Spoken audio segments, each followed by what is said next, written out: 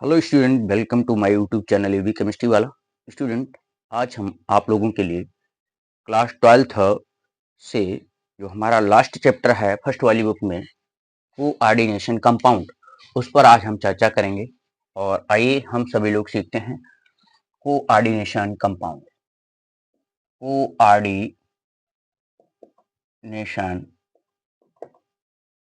Compound coordination compound क्या होते हैं? यानी कि उपसह संयोजन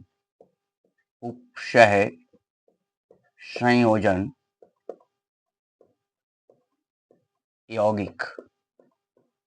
उपसह संयोजन यौगिक क्या होते हैं बच्चों?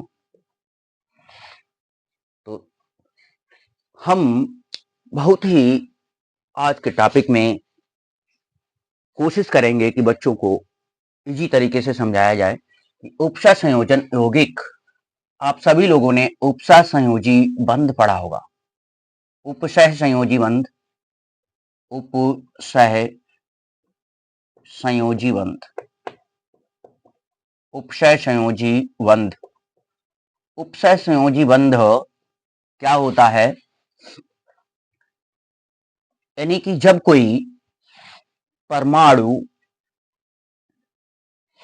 कोई परमाणु या आयन किसी दूसरे परमाणु के साथ या दूसरे परमाणु को इलेक्ट्रॉन पेयर डोनेट करता है, इलेक्ट्रॉन पेयर या इलेक्ट्रॉन युग्म दान करता है, तो उन परमाणुओं के बीच उपसह संयोजी आबंध का निर्माण होता है। यानी कि ये समूह है, कोई ये परमाणु है और दूसरे परमाणु को क्या कर रहा है? इलेक्ट्रॉन युग्म प्रदान कर रहा है, तो उनके बीच जो बंध बनेगा उस बंध को हम उपसह संयोजी बंध कहेंगे। उपसह संयोजी बंध, उपसह संयोजी बंध कहेंगे इस बंध को। जब कोई परमाणु या आयन दूसरे परमाणु या आयन को इलेक्ट्रॉन युग्म प्रदान करता है, तो उसे हम क्या कहते हैं? उपसह संयोजी आबंध। जैसे एग्जाम्पल की बात की जाए तो NH3 नाइट्रोजन के पास एक लोन पेयर होता है, और ये लोन पेयर दूसरे हाइड्रोजन आयन को क्या कर देगा? दान कर देगा। तो इनके बीच अमोनिया तथा हाइड्रोजन के बीच जो बंध बनेगा वो उपसह संयोजी बंध बनेगा, और क्या बन जाएगा? ये NH4 अमोनियम आयन बन जाएगा। इसके ऊपर प्लस का चार्ज आ जाएगा, क्योंकि अब इसके पास इलेक्ट्रॉन की कमी हो गई, इसने हाइड्रोजन को दे दिए। एक लोन पेयर इसके पास होता है नाइट्रोजन के पास, इसीलिए नाइट्रोजन के ऊपर प्लस का चार्ज लग गया। तो इस बंध को हम क्या कहेंगे? उपसह संयोजी बंध कहेंगे। ठीक है, इस बंध को हम उपसह संयोजी आबंध कहेंगे। तो हमारी डेफिनेशन क्या होगी उपसह संयोजी यौगिकों की? कि वे यौगिक जिसमें उपसह संयोजी आबंध का निर्माण होता है उसे हम उपसह संयोजी यौगिक कहते हैं। उपसह संयोजी यौगिक के निर्माण में कौन से यानी कि धातुएं भाग लेती हैं? तो डी ब्लॉक के तत्व उपसह संयोजी यौगिकों के निर्माण में भाग लेती हैं। वो कौन कौन सी धातुएं हो सकती हैं? यानी कि स्कैंडियम हो सकती है, टाइटेनियम हो सकती है, वेनेडियम हो सकती है, chromium, manganese, iron, cobalt, nickel, copper, zinc, mercury, platinum, silver, ये सभी डी ब्लॉक के तत्व हैं। ये सभी डी ब्लॉक के तत्व हैं। तो ये क्या करते हैं? ये उपसह संयोजी आबंध का निर्माण करते हैं। क्यों करते हैं? क्योंकि इनका जो डी उपकोष होता है, डी उपकोष या डी ऑर्बिटल जो होता है वो रिक्त होता है। क्या होता है? रिक्त होता है। तो रिक्त होने की वजह से ये उपसह संयोजी यौगिकों का निर्माण करते हैं। ठीक है, और इनका साइज भी जो होता है वो छोटा होने के कारण यानी कि कोऑर्डिनेशन कंपाउंड का निर्माण करते हैं। तो इतनी बात आप लोगों को समझ में आई होगी कि कौन से यौगिक कोऑर्डिनेशन कंपाउंड का निर्माण करते हैं। तो डी ब्लॉक के तत्व जो होते हैं वो कोऑर्डिनेशन कंपाउंड का निर्माण करते हैं, क्यों करते हैं? क्योंकि इनका डी जो ऑर्बिटल होता है वो रिक्त होता है, खाली होता है, और इनका जो साइज होता है वो भी काफी छोटा होने की वजह से संकुल यौगिक यानी कि जटिल यौगिकों का निर्माण करते हैं। बच्चों इतनी बात समझ में आई होगी। और उपसा संयोजन यौगिक किसे कहते हैं? जिसमें उपसा संयोजी आबंध का निर्माण होता है उन्हें हम उपसा संयोजी यौगिक कहते हैं। अब इससे संबंधित कुछ हम डिफिनीशंस करेंगे, कुछ डिफिनीशंस कोऑर्डिनेशन कंपाउंड से संबंधित करेंगे। तो देखिए हम एक कंपाउंड ले लेते हैं बच्चों, जैसे कि हमने यहां पर ले लिया है CuNH3 का होल 4 SO4। एक उपसा संयोजन यौगिक है। तो इस उपसा संयोजन यौगिक में इस यानी कि बड़े ब्रैकेट में जो लिखा जाता है उसे हम कोऑर्डिनेशन स्फीयर कहते हैं। क्या कहते हैं? कोऑर्डिनेशन स्फीयर यानी कि उपसा संयोजक गोला या क्षेत्र। कोऑर्डिनेशन स्फीयर, कोऑर्डिनेशन स्फीयर कहते हैं यानी कि उपसह संयोजन, उपसह संयोजन या उपसह संयोजन क्षेत्र या गोला।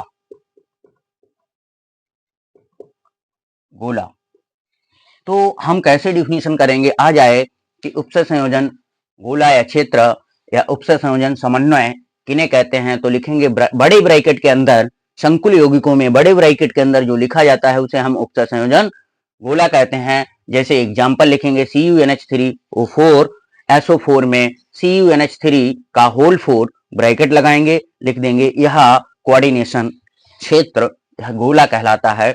और इसको हम आयनिक स्फीयर कहते हैं। आयनिक स्फीयर या आयनिक मंडल, आयनिक मंडल कहते हैं, आयनिक मंडल कहते हैं। और जो इसमें ये जो होता है मेटल, जो भी तुम्हें मेटल मिले वो हमारा क्या होता है?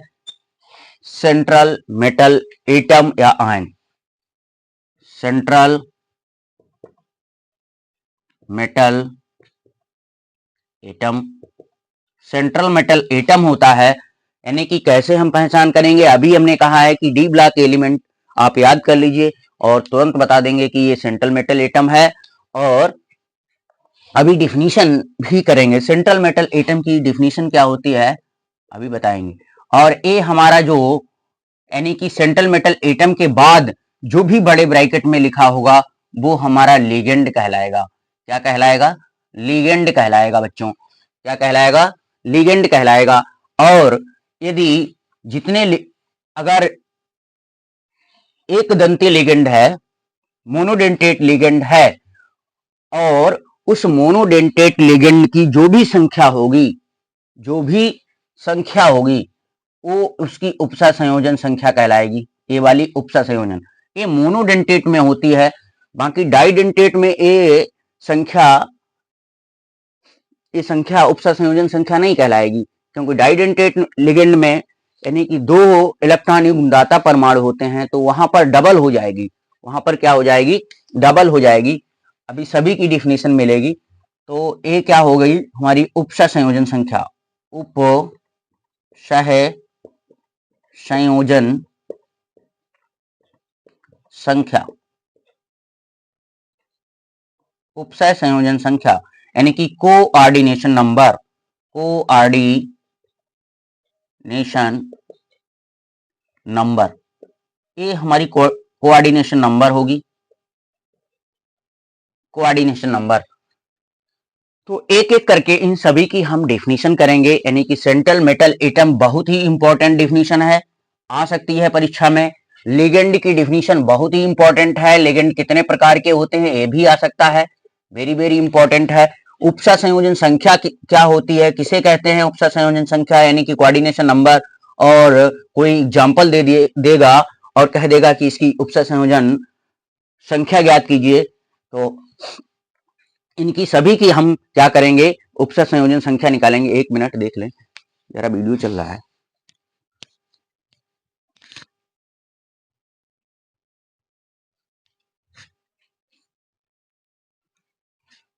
ठीक है बच्चों, तो सेंट्रल मेटल एटम क्या होता है? देखिए, सेंट्रल मेटल एटम यानी कि लिगेंडों द्वारा, ये लिगेंड है, लिगेंडों द्वारा ग्रहण किए गए, लिगेंडों द्वारा यानी कि किसी उपसा संयोजन यौगिक में लिगेंडों द्वारा ग्रहण किए गए इलेक्ट्रॉन युग्मों की, हाँ, लिगेंडों द्वारा ग्रहण किए गए इलेक्ट्रॉन युग्म यानी कि वह समूह, क्या कहेंगे फिर से सुनिए, कोऑर्डिनेशन कंपाउंड में वह समूह जो लिगेंडों द्वारा इलेक्ट्रॉन युग्म को ग्रहण करता है, जो इलेक्ट्रॉन युग्म को ग्रहण करता है, उसे हम क्या कहते हैं? सेंट्रल मेटल एटम कहते हैं। फिर से सुनिए, कोऑर्डिनेशन कंपाउंड में, कोऑर्डिनेशन कंपाउंड में यानी कि उपसा संयोजन यौगिक में वह समूह जो लिगेंडों से इलेक्ट्रॉन युग्म ग्रहण करता है, इलेक्ट्रॉन युग्म ग्रहण करता है, क्या लिखेंगे? यानी कि वह समूह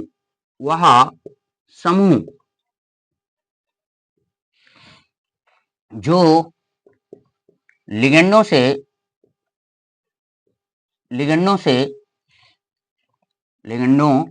से इलेक्ट्रॉन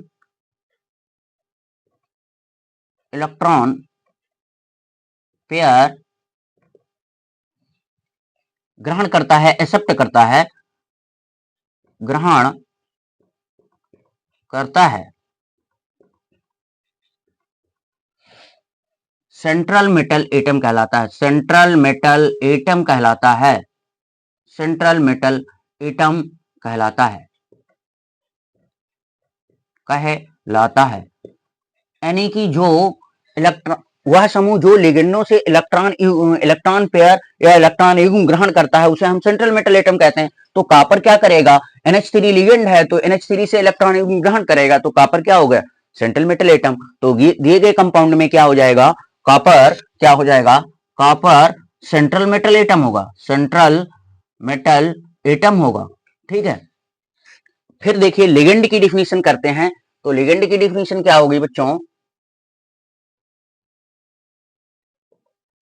लिगेंड की, और सेंट्रल, इसको देखिए, जो सेंट्रल मेटल एटम होता है उसे हम लुईस अम्ल कहते हैं। क्या कहते हैं? लुईस अम्ल कहते हैं, लुईस अम्ल कहते हैं। लिगेंड क्या होता है? लिगेंडों को हम लुईस क्षार कहते हैं। क्या कहते हैं? लुईस क्षार कहते हैं, लुईस क्षार कहते हैं,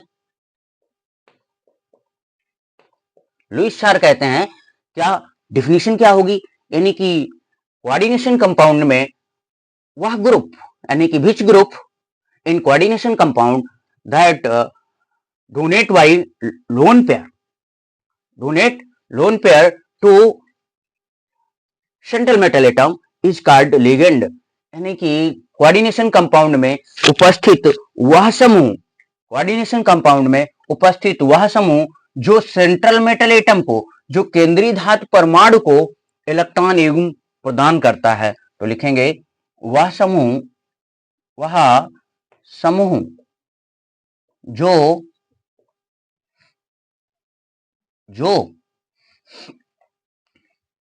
जो केंद्रीय धातु परमाणु को, यानी कि सेंट्रल मेटल एटम को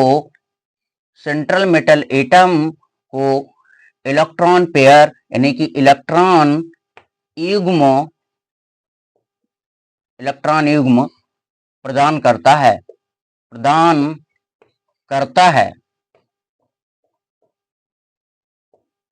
लिगेंड कहलाता है। क्या कहलाता है?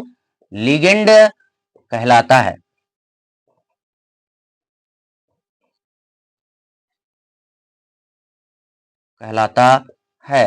लिगेंड कहलाता है। मैंने क्या बताया है? लिगेंडों को हम लुईस क्षार कहते हैं, और कोऑर्डिनेशन कंपाउंड में उपस्थित वह समूह जो सेंट्रल मेटल एटम को इलेक्ट्रॉन युग्म प्रदान करता है, लिगेंड कहलाता है। जैसे NH3 क्या है? लिगेंड है। ठीक है, उम्मीद है आप लोगों को ये बात समझ में आई होगी। लिगेंड हमारे कितने प्रकार के होते हैं? लिगेंड हमारे आवेश के आधार पर, या संयोजकता के आधार पर निम्न प्रकार के होते हैं। निम्न प्रकार का मतलब यानी कि एक नंबर एक यानी कि धनायनिक लिगेंड वे लिगेंड होंगे जिनके ऊपर प्लस का चार्ज होगा, जिनके ऊपर प्लस का चार्ज होगा। दैट इज एग्जांपल यानी कि NH4 प्लस ये धनायनिक लिगेंड है, NH3 अमोनियम आयन है धनायनिक लिगेंड, H3O हाइड्रोनियम आयन, ठीक है, हाइड्रोनियम आयन। तो ये धनायनिक लिगेंड है। हाइड्रोजीनियम ion NH2 single one NH3 के ऊपर प्लस का चार्ज, तो हाइड्रोजीनियम आयन, ठीक है, ये धनायनिक लिगेंड है।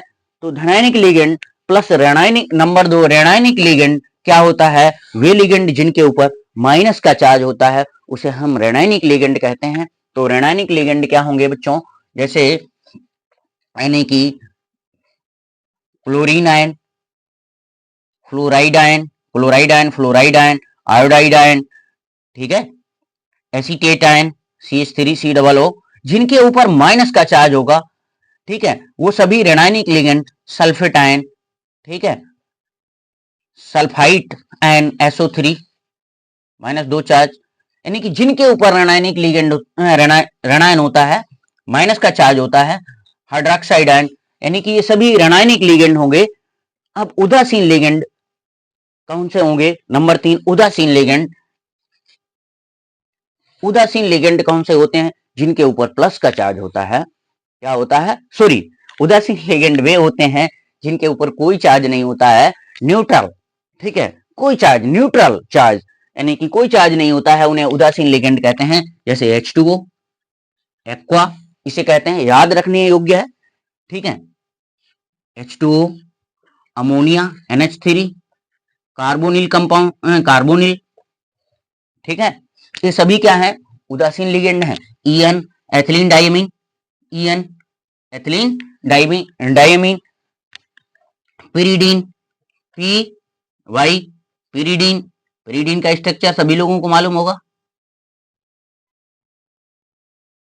इस तरीके से बना दो, बड़ा सा बना दो, कोई दिक्कत नहीं। ये पिरीडीन है बच्चों, ये पिरीडीन है, पिरीडीन। तो ये यानी कि आवेश के आधार पर, उसके बाद यानी कि दंतुता के आधार पर लिगेंड होते हैं, मोनोडेंटेड लिगेंड, डाइडेंटेड लिगेंड, ठीक है, ये दंतुता के आधार पर पॉलीडेंटेड लिगेंड, पॉलीडेंटेड में हेक्साडेंटेड तक हम क्लास 12th में पढ़ लेते हैं, लेकिन कोई विशेष जरूरी नहीं। तो ये डिफिनीशन आप लोगों को समझ में आई होंगी, तो आप नोट कर लीजिए या शार्ट स्क्रीन ले लीजिए।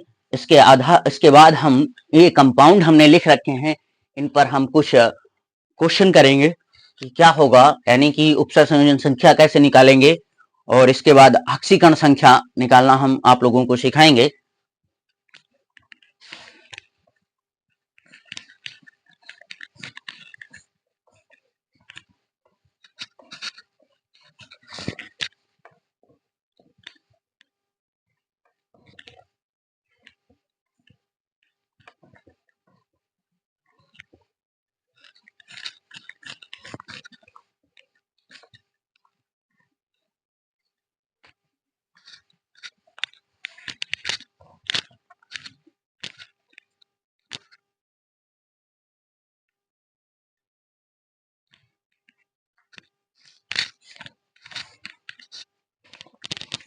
तो देखिए बच्चों, अब हम ऑक्सीडेशन नंबर कैसे निकालते हैं, ऑक्सीकरण संख्या।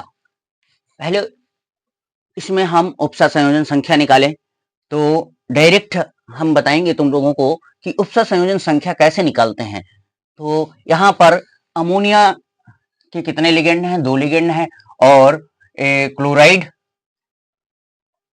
या क्लोरो यानी कि 1 लिगेंड है, तो 2 1 3। तो इसकी इस कंपाउंड की उपसर्ग संयोजन संख्या कितनी हो जाएगी, कोऑर्डिनेशन नंबर 3, कोऑर्डिनेशन नंबर 3 हो जाएगी। तो फर्स्ट एग्जांपल की देखिए, एग्जांपल उतारते हैं, AgNH3 का होल ट्वाइस Cl, इसमें अगर हम कोऑर्डिनेशन नंबर निकालें, कोऑर्डिनेशन नंबर यानी कि CN निकालें, तो CN कितना होगा इसका? तो देखिए यहाँ पर दो लिगेंड हैं NH3 के, NH3 दो लिगेंड है यानी कि उदासीन लिगेंडों की संख्या 2 है, तो 2 प्लस यानी कि रणैनिक लिगेंड यानी कि क्लोराइड है तो 1 है इसकी लिगेंड की संख्या, तो कुल लिगेंडों की संख्या कितनी हो जाएगी? 3। तो लिगेंडों की संख्या 3 हो गई, यही इसकी कोऑर्डिनेशन नंबर हो जाएगी CN, यानी कि कोऑर्डिनेशन नंबर इसकी कितनी हो जाएगी? 3 हो जाएगी। अब इसी में हम ऑक्सीकरण संख्या निकालें, तो ऑक्सीकरण संख्या निकालने के लिए जो भी लिगेंड पढ़ाए जाते हैं उनको आप याद रखें, अगर कायदे से उनको आप क्या करें, याद रखें।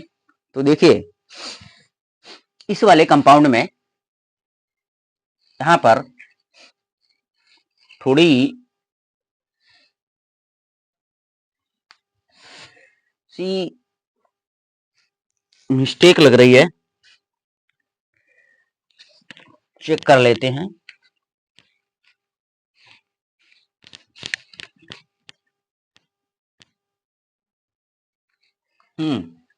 मिस्टेक ये है कि ये जो ब्रैकेट है यहाँ पर, ये जो Cl है हमारा वो आयनिक मंडल है। Cl है क्या? आयनिक मंडल है। तो यहाँ पर यही मिस्टेक हो रही थी। Cl क्या है? आयनिक मंडल है, आयनिक मंडल है। तो इस हिसाब से इसकी कोऑर्डिनेशन नंबर क्या हो जाएगी? 2 हो जाएगी बच्चों। कितनी हो जाएगी? 2 हो जाएगी। और इसकी ऑक्सीकरण संख्या निकालें तो हम एक यानी कि जो भी याद रखना है तुम्हें, यानी कि आयन पढ़े होंगे वही जो जितना चार्ज होता है वही उसकी ऑक्सीकरण संख्या होती है। जैसे कि फ्लोरीन आ जाए -1 charge, chloride -1 charge, bromide -1 charge, iodide -1 charge, इन सभी की ऑक्सीकरण संख्या -1 होती है। और जैसे कि ये हाइड्रोजन, फिर लिथियम, सोडियम, पोटेशियम, ठीक है, इन सभी की यानी कि +1 ऑक्सीकरण संख्या होती है, याद कर लीजिए। फिर बेरिलियम, मैग्नीशियम, कैल्शियम, बेरियम ये यूज होते हैं, तो इनकी ऑक्सीकरण संख्या +2 होती है। कितनी होती है? +2 होती है। तो ये तो 1 और 2 वाले हो गए, ठीक है। फिर ऑक्सीजन और सल्फर आ सकता है, तो इनकी ऑक्सीकरण संख्या -2 होती है। कितनी होती है? -2 होती है। नाइट्रोजन और अगर फास्फोरस आ जाए तो इनकी ऑक्सीकरण संख्या 3 होती है, इसकी 5 भी होती है। 3 याद कर लो, ठीक है। बाकी यानी कि बहुपरमाणु आयन है जो आप लोगों ने पढ़े हैं, जितना उनके ऊपर चार्ज होता है वही उसकी ऑक्सीकरण संख्या होती है, ठीक है। और जितना भी यानी कि अणु है, अणु यौगिक है, उसकी कुल ऑक्सीकरण संख्या 0 होती है। जैसे अमोनिया है, अमोनिया क्या है? एक अणु है, यौगिक है, ठीक है। तो इसकी ऑक्सीकरण संख्या क्या होगी? 0 होगी। जैसे H2O है, 0 होगी। यानी कि ये उदासीन लिगेंड हैं, सभी पढ़ाए जाएंगे, ठीक है। तो इनकी ऑक्सीकरण संख्या 0 होगी। आप लोग कुछ लोगों ने पढ़ रखी भी होगी, ठीक है। तो कोई ऑक्सीकरण संख्या निकालने में कोई प्रॉब्लम नहीं होगी। तो oxidation number of Ag central metal atom की ऑक्सीडेशन नंबर निकाली जाती है। तो oxidation oxidation oxidation number number क्या होगा? ऑक्सीडेशन नंबर ऑफ एजी यानी कि सेंट्रल मेटल एटम की हमेशा निकाली जाएगी। तो यानी कि यहां पर क्या है? ये उदासीन लिगेंड है, उदासीन लिगेंड है, जिसकी ऑक्सीकरण संख्या निकालनी है उसको हम क्या मान लेंगे? उसको हम x मान लेंगे। क्या मानेंगे? x मानेंगे, ठीक है। उसकी ऑक्सीकरण संख्या x मान ली। दूसरा जो ये लिगेंड है, ये हमारा उदासीन लिगेंड है, और जो भी सेंट्रल मेटल एटम और जितने भी लिगेंड हैं उनको सेपरेट करने के लिए उनके बीच प्लस का निशान लगाते हैं। तो प्लस NH3 है, इसकी ऑक्सीकरण संख्या 0 है। कितने लिगेंड हैं? 2 हैं, तो 2 से गुणा कर देंगे, प्लस का चिन्ह लगाएंगे।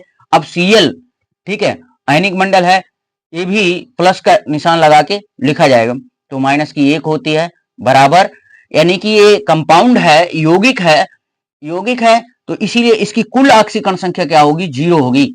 कोई भी यौगिक है उसकी कुल ऑक्सीकरण संख्या 0 होगी, और कोई आयन है उसकी कुल ऑक्सीकरण संख्या उस आयन के ऊपर जितना भी चार्ज है, आवेश लिखा है, वही उसकी, जैसे कि ये है, ये एक आयन है, तो इसकी कुल आक्सीकरण संख्या -3 के बराबर होगी। तो बराबर में -3 रखा जाएगा, अभी हल करके दिखाएंगे। तो x प्लस 2 की 0 में मल्टीप्लाई करेंगे तो 0 हो जाएगा, प्लस माइनस माइनस हो जाएगा और ये 1 बराबर 0।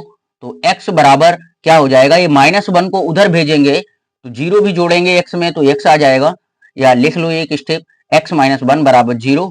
तो x बराबर क्या हो जाएगा, +1 आ गई, +1 आ गई आक्सीकरण संख्या। अगला देखिए, अगला एक कंपाउंड उतार लेते हैं। देखिए यहां पर ए लगा लीजिए चाहे, या ए लगा लीजिए थर्ड वाला, या सभी लगा लीजिए, ठीक है। दूसरा तो देखो कॉपर की आक्सीकरण संख्या हम x मान लिया, NH3 यानी कि उदासीन लिगेंड है तो 0 × 4, सल्फेट की -2 चार्ज होता है सल्फेट के ऊपर, तो +-2 बराबर 0। तो देखिए x 4 की 0 में गुणा करेंगे 0, 0 किसी में जोड़ते हैं कोई फर्क नहीं पड़ता है, तो प्लस माइनस माइनस हो जाएगा, x - 2 बराबर 0। तो x बराबर क्या हो जाएगा, +2 आ जाएगा, ठीक है। अगला कंपाउंड थर्ड वाला K4 है, तो K की क्या होती है, +1 अभी बताई हमने। देखो यहाँ +1 है तो +1 लिख लिया, +1 कितने K हैं, 4 हैं तो 4 से गुणा कर दी, ठीक है। प्लस Fe को हमने x मान लिया, Fe की ही तो निकालनी है, प्लस Cn की -1 होती है, Cn की -1 होती है तो -1 कितने Cn है, 6 है तो 6 से गुणा कर दिया, कुल आक्सीकरण संख्या 0 होगी। तो इसे हल कर लीजिए, 4 × 4 प्लस का प्लस x -6 बराबर 0, 6 से 4 जाएंगे 2 बचेंगे तो x - 2 बराबर 0। तो x बराबर क्या आ जाएगा, +2, यानी कि Fe की आक्सीकरण संख्या क्या आ जाएगी, +2 आ जाएगी। अगला कंपाउंड देख लीजिए, यानी कि इसी तरीके से इसकी भी, यानी कि कोबाल्ट की निकालनी है मुझे। चौथा एग्जाम्पल, तो कोबाल्ट यानी कि इस को x मान लें तो x प्लस, यानी कि अमोनिया की 0 होती है तो लिखने की कोई जरूरत नहीं है, Cl की -1 होती है तो -1 इंटू कितने Cl हैं, 2 हैं, फिर प्लस का निशान लगाएंगे।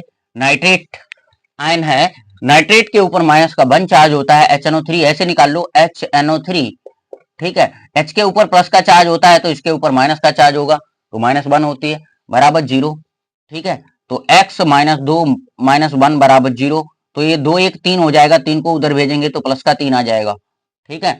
इसी तरीके से अब इसका निकालना है, तो देखिए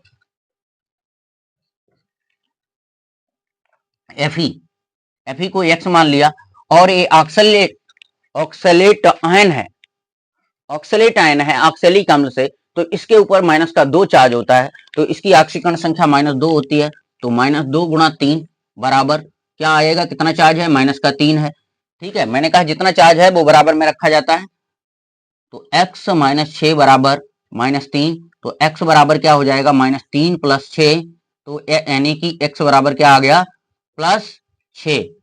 तो उम्मीद है आप लोगों को समझ में आया होगा आज का टॉपिक, और यदि आप लोगों को समझ में आया है तो प्लीज चैनल को सब्सक्राइब करें और अधिक से अधिक बच्चों के पास शेयर करें।